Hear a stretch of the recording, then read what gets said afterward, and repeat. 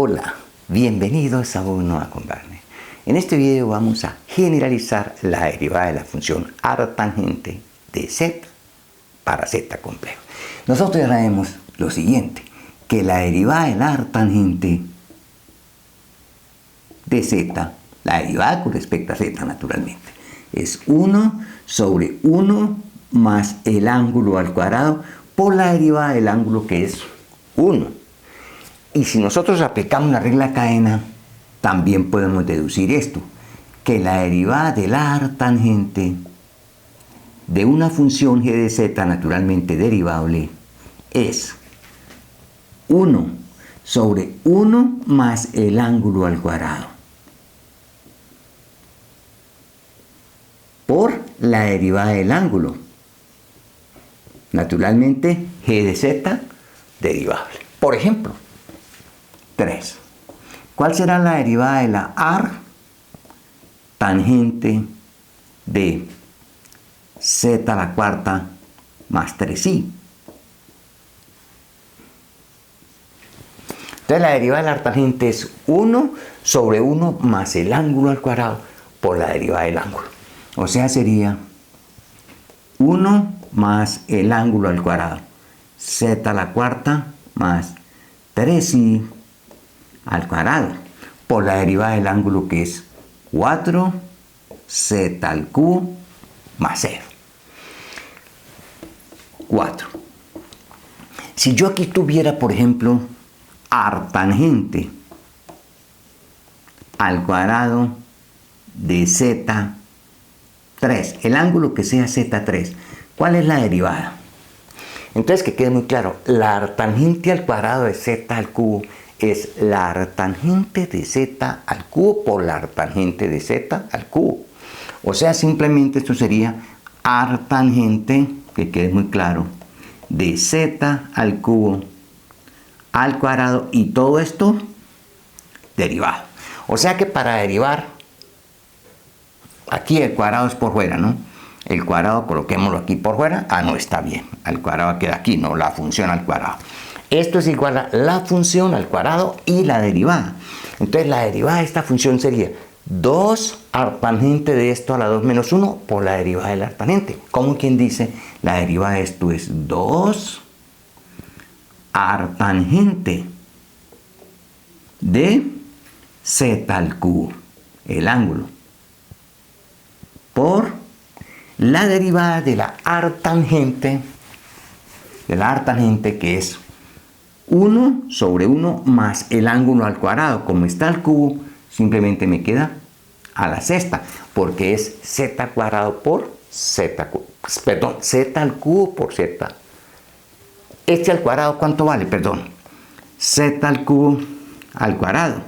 Entonces es lo mismo que decir z al cubo por z al cubo, o sea, z a la sexta, por la derivada de z al cubo, que es simplemente 3 z al cuadrado, ¿no? ¿De acuerdo? Esa es la derivada 2 arctangente a la 2 menos 1 por la derivada de la arctangente. 1 sobre 1 más el ángulo al cuadrado por la derivada interna. 5. Y ahora sí podemos generalizar. ¿Cuál será la derivada de la arctangente a la m y el ángulo que esté elevado, por ejemplo, a la p? M y P que sean reales, ¿no? ¿Cuál es la derivada? Entonces primero derivamos el M, ¿no? Entonces esto sería M arctangente a la M menos 1. El ángulo el mismo. G de Z a la P. Entonces ahí derivamos la m arctangente a la m menos 1 del ángulo a la p, por la derivada de la arctangente, que es 1 sobre 1 más el ángulo al cuadrado, o sea, g de z al cuadrado a la p, o sea, g de z a la 2p, por la derivada del ángulo, que es p por p g de z a la p menos 1 por la derivada interna, que es G' de z, ¿no? Ese es el modelo que tengo aquí. Hagamos otro. 6. Artangente a la cuarta de coseno hiperbólico. Coseno hiperbólico de z más seno hiperbólico de z. Y esto que esté a la 2. ¿Cuál es la derivada de esta expresión? Entonces, primero derivamos este 4. Esto es un 4.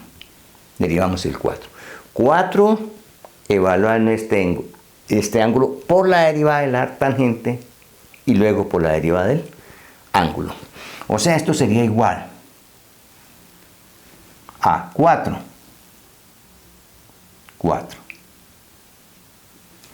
arctangente a la 4 menos 1, 3, y el ángulo. Coseno hiperbólico de z más seno hiperbólico de z, y el ángulo está al cuadrado por la derivada de la arctangente, que es 1 más el ángulo al cuadrado. O sea, sería la derivada de la arctangente sería 1 más el ángulo coseno hiperbólico de z más seno hiperbólico de z al cuadrado, y como está aquí al cuadrado sería la cuarta por la derivada del ángulo 2 coseno hiperbólico de z 2 coseno hiperbólico de z más el seno hiperbólico de z a la 2 menos 1 por la derivada del coseno hiperbólico, que es el seno hiperbólico, la derivada del coseno hiperbólico, el seno hiperbólico de z más la derivada del seno hiperbólico, que es el coseno hiperbólico de z.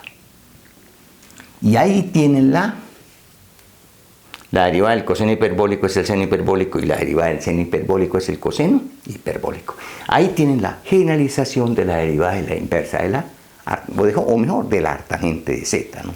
La generalización de la derivada de arctangente de z. Hasta pronto.